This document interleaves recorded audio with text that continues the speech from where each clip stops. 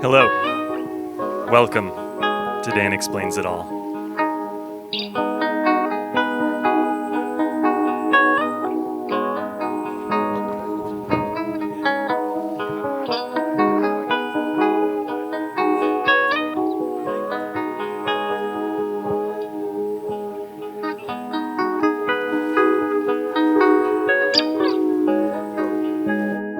Today we're here to talk about Black Fountain, V3, the tap tempo update.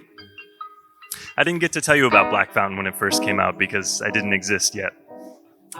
Basically, Black Fountain is a digital emulation of an oil can delay.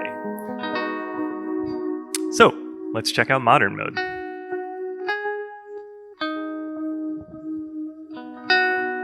I guess the first control I should show you is the mix control. It's pretty simple. Turn it all the way down, all you hear is dry signal. See, no difference.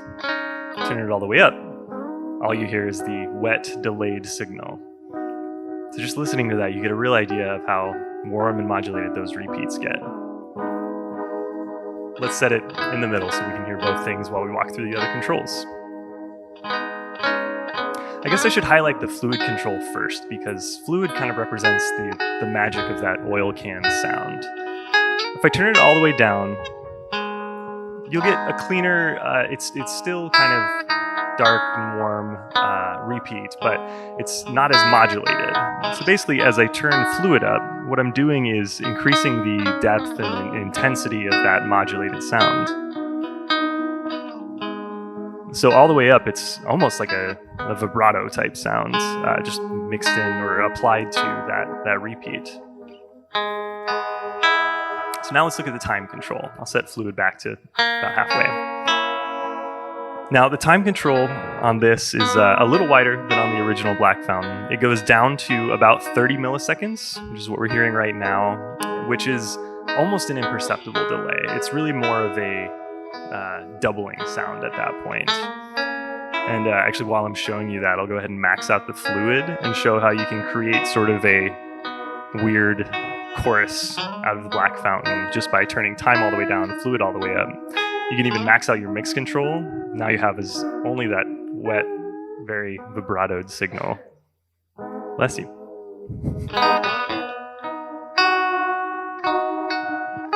So that's kind of the chorusy nature of it. And if you max out the feedback, it gets pretty goofy there, which is fun. We'll back off. So now I'll bring the time control up. Maxed out, it goes to almost about a second. I don't think it's a full second, but it's nearing that. So you get these very long repeats, still with that same modulation applied, but it feels less like a vibrato because it's so far after your initial dry signal. Let's check out the feedback control. All the way down, you get just one repeat. You'll hear your wet signal once, and it will not get passed back through to the start. As you turn it up, more and more of your delayed signal gets fed back into the same place as your dry input signal. Once you reach full maximum feedback, it's almost like a sound-on-sound looper, but still modulating and dark and all these things, because it's not quite an infinite repeat like a looper would be, but it takes a very long time to die down. So it's just how you would expect a standard feedback control on a delay unit to work. Now that we've seen that, let's check out the difference between modern and vintage modes. It's kind of like you would have guessed. Vintage sounds even darker. It's got a bit more gain and grit to it. It's actually a little louder, but that's just sort of, it's boosting up all this sort of low mid frequency in your wet signal. So it just has this very dark sound to it. Even if you bring fluid all the way back, it's still very nice quality to the repeats. So that's the difference between modern and vintage. They have the controls have the same range. It's just that the overall voice of the delay gets darker when you switch to vintage. So while we're here, let's check out the tap tempo control.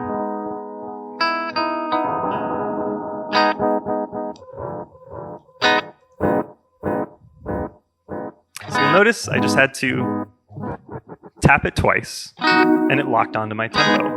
So this is great for on-the-fly tempo adjustments when you're playing along and your delay time is a little off, and you just want to drastically change it. You just want to tap real quick to lock into whatever tempo you're feeling at the time. And you can further control that by using this subdivision toggle. So you can set it to quarter note, eighth note, or triplet, and basically set to quarter note here. It'll just lock into exactly the tempo I tapped. Eighth note will be twice as fast, the eighth of the quarter note. And triplets will be 3 times as fast, the triplet of that quarter note. So that's tap tempo. And I guess while we're here, I'm going to turn the feedback all the way down. We're going to explore what happens when you hold the tap tempo control. This is a little hidden feature where I felt that basically that maximum feedback mode is so fun, but to have to bend over and set it and then scale it back could be a bit of work sometimes. So what if we did a very long delay time, and now we just have 1 or 2 repeats with low feedback, and when we hold it, it functions again almost like a looper. It will degrade, but you can just keep playing over the top, layering new sounds as those old ones very slowly fade out. And once you've built up that pad, just back off, and it backs off too. That's the tap tempo control and the hidden maximum feedback feature. So that's modern and vintage mode and the tap tempo control with the hidden feedback feature. Now let's check out organ mode. Now, organ mode has a bit of a different take on that existing oil can delay sound. Basically what it does is it fixes your delay time. So it's about, I think it's 211 milliseconds. It's around 200 milliseconds. And so the time control then no longer controls delay time, it actually controls the rate of your modulation. So now you have a fuller control over that modulation of your repeats with fluid acting as depth, time acting as rate, and feedback still acting as feedback, but it's more like an intensity control. You hear more repeats, but there's a bit more happening under the hood, and it doesn't do the full-on kind of looper sound-on-sound thing. So if I bring fluid all the way up,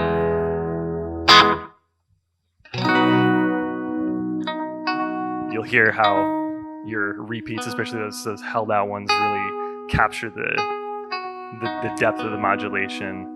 If we bring time all the way down, we actually maximize the rate.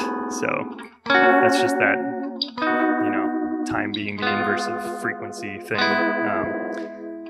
Where when time is all the way up, slowest frequency, and actually when it's at that timing, the modulation becomes very subtle because it's such a long period that it's moving over that even with the highest depth, it's just moving a little bit at a time. And that sort of the speed of change or delay time is what causes the vibratoing effect. So because it's a deep but slow change, you don't get as much of it. And then as you scale your time down and thus make your rate faster, you really start to hear that modulation. All the way up to this kind of goofy fast settings. And I'll show you the range of that feedback control as well. All the way down, 1 repeat. All the way up, it just kind of adds a bit of resonance because that time is pretty short. Just sort of enhances and gives more space to the overall sound, almost a reverb type touch, which is as part of the magic of those old oil can units. Is just because they're so warm and modulated, they act almost like a weird simulation of a reverb. And while we're here, I should show you that if you tap, you'll see that the LED still taps along with your existing time, but now that time is controlling the rate of the LFO. So if I want it to move really fast, a couple quick taps. Slow it down by just a couple slower taps. So those are the 3 modes, the 4 knobs, the 2 toggles, the tap foot switch, the on-off foot switch. It's got 9-volt center negative power, which probably comes as no surprise to you. Soft touch switching, kind of all the usual accoutrement of the old blood noise lineup. But now let's check out the expression control. So we've revamped the expression control a little bit, where now you can control either the time or the feedback knob, or both simultaneously. I'll show you how to do that. We'll switch back to modern mode so that our time is actually our time instead of our rate. And to enter your expression calibration mode, what you'll do is hold down the bypass foot switch, and you'll see the main on-off LED start blinking. So your tap LED is always going to blink in time. When you're setting expression, just look for the main on-off LED to start blinking. So now I'm going to set my first setting, and let's just go with like the most obvious thing to do with expression. I want to control time and feedback. So I'm going to turn time all the way down and feedback all the way down. And this is going to set my down or heel position for the expression control. So time is going to be all the way down, feedback is going to be all the way down. Now to move on to my up or toe position, I just hold bypass again, and you'll see the light starts blinking faster, so that tells you you're setting your maximum up toe position. And we'll just max out feedback, max out time. And I'll hold bypass again. The LED will return to its on position, and we're acting as normal again. So let's plug in an expression slider and see what we set.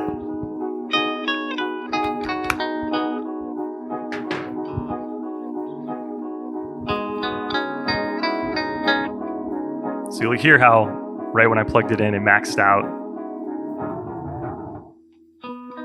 Bring it all the way down. We're just back to that simple doubling effect. 1 repeat, super short time. Put it in the middle. Now our time's a little longer, our feedback's a little heavier.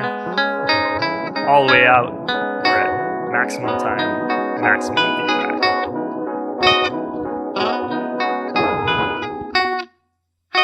But of course, you don't have to go minimum to maximum. We could, for example, say, let's make our first position fairly high feedback, fairly low time. Let's make our second position fairly low feedback and fairly high time. So they'll move in different directions from each other as you move that slider. Lock that in.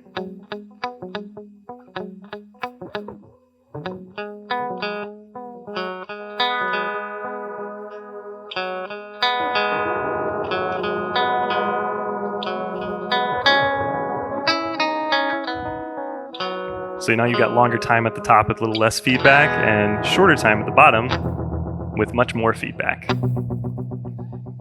And if you didn't want to control time or feedback, all you have to do while you're calibrating is just leave that control alone. So for example, I could enter my bottom position and say, I just want 1 repeat, whatever's going on. So I went ahead and bumped my feedback all the way down. And let's just say I wanted to set to that tempo. And now that'll be my toe position, that timing.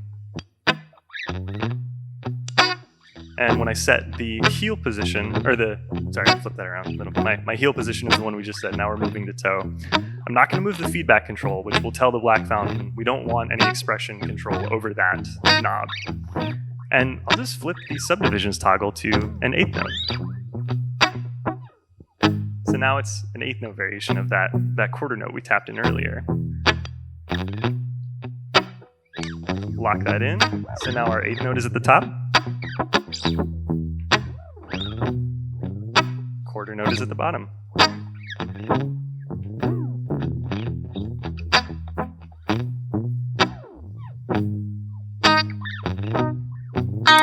feedback stays at just one repeat the whole time. So that's it. That's how you do expression control. That's how you do the tap tempo. That's how you max out the feedback. That's how you set the rate and depth and time and feedback and overall mix and overall voice of the oil can sound of the Black Fountain oil can delay version 3 with tap tempo.